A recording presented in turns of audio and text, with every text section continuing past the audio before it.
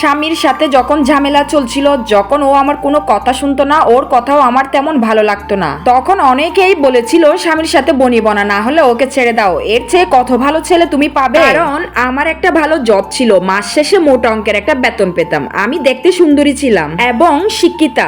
ওর মতো ছেলেকে আজকে ছাড়লে কালকে খুব সুন্দর ছেলেকে দেখে বিয়ে করতে পারবো। আমার আশেপাশের মানুষ এবং আমার প্রতিবেশীরা প্রতিনিয়ত আমাকে এই কথাগুলো বলতো, তুমি তোমার স্বামীকে ছেড়ে দাও, খালি খালি তোমাদের সংসারে ঝামেলা বাড়তেছে, এর থেকে তোমরা দুইজনই আলাদা হয়ে যাও, শান্তিতে থাকো, সুন্দর একটা জীবন পাপা। এইদিকে আমার ফ্যামিলিও আমাকে সেম কথাই বলতো, তোর যদি ভালো না লাগে তুই ওকে ছেড়ে দে। তবে আমার যে স্বামী ছিল তার সংসারের ব্যাপারে কোনো আগ্রহই ছিল না, একটা সংসারে কি কি লাগে সেটাও সে জানতো না, এমনকি সে আমাকেও ভালোবাসতো না, 2টা মিনিট সুন্দর করে কথা বলতো না। এর কয়েকদিন পর এক প্রকার রাগ হয়ে বাধ্য হয়ে জিদ করে আমি আমার স্বামীকে ছেড়ে দেই, কারণ যে আমার খেয়াল রাখে না তার কাছে আমি থাকবো না। আমার স্বামীকে ডিভোর্স দেওয়ার পর আমার কখনো মনে হয়নি আমি দ্বিতীয়বার অন্য কাউকে বিয়ে করব, কারণ আমার আর্থিক সমস্যা তেমন একটা ছিল না, 2 হাত ভরে ইনকাম করতে পারতাম, কিন্তু আমার পরিবার এটা কখনো মেনে নিত না। সব সময় বলতো তোমার একটা সংসার প্রয়োজন, দিন শেষে একটা বাচ্চার প্রয়োজন, তুমি যদি এখন বিয়ে না করো পরবর্তীতে তোমাকে আর কেউ বিয়ে করবে না। তো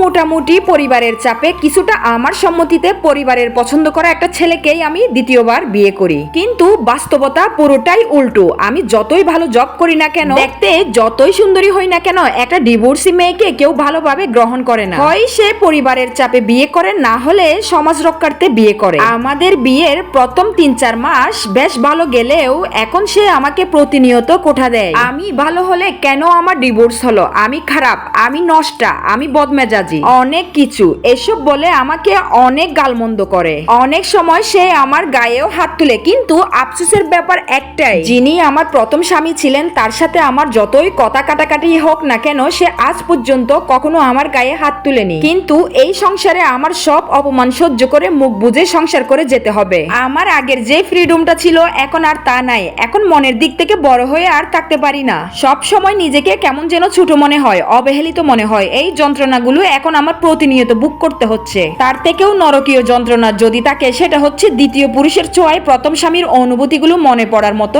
এত বাজে অভিজ্ঞতা যেন কারো না হয়। দিনের পর দিন মানসিক যন্ত্রণা, এই নরকীয় যন্ত্রণা, অবহেলা, অপমান আমাকে কুরে কুরে খাচ্ছে। আর যাই হোক না কেন, আমার দ্বিতীয় স্বামী আমাকে যেই পরিমাণ অপমান করে, যেই পরিমাণ কোঠা দিয়ে কথা বলে, যেই পরিমাণ ছোট করে, এগুলো কখনোই আমার প্রথম স্বামী আমাকে করেনি। বছর খানিক এই তিক্ত অভিজ্ঞতা হওয়ার পর এখন আমি ঠিকই বুঝতে পারি আমার প্রথম স্বামী কেন আমাকে আগ্রহ দেখাতো না, কারণ আমার প্রচুর জিদ ছিল, আমার দেমাগ ছিল, ওই যে আমি দেখতে সুন্দরী ছিলাম, ভালো জব করতাম, হাত ভরে টাকা ইনকাম করতাম, যার কারণে আমি আমার স্বামীকে স্বামী বলেই গণ্য করতাম না। আমার এখনো মনে পড়ে আমার প্রাক্তন স্বামীকে আমি কথায় কথায় বলতাম তোমার মতো ছেলে একটা গেলে 10টা পাবো। আজ ঠিকই বুঝতে পেরেছি সে কেন আমার উপর আগ্রহ হারিয়ে ফেলেছিল। যাই হোক, এই স্টোরিটা কোনোভাবে আমার লাইফের সাথে জড়িত না, এটা এক আপু আমাকে লিখে পাঠিয়েছেন, অনেকদিন পর এই স্টোরিটা আপনাদের সাথে শেয়ার করেছি। তবে আমি আমার দিক থেকে কিছু কথা বলি। আর হ্যাঁ, এখন যারা সংসার ছাড়ার চিন্তায় আছেন, স্বামী অথবা স্ত্রী যে যাকে ডিভোর্স দিতে চাচ্ছেন, তাদের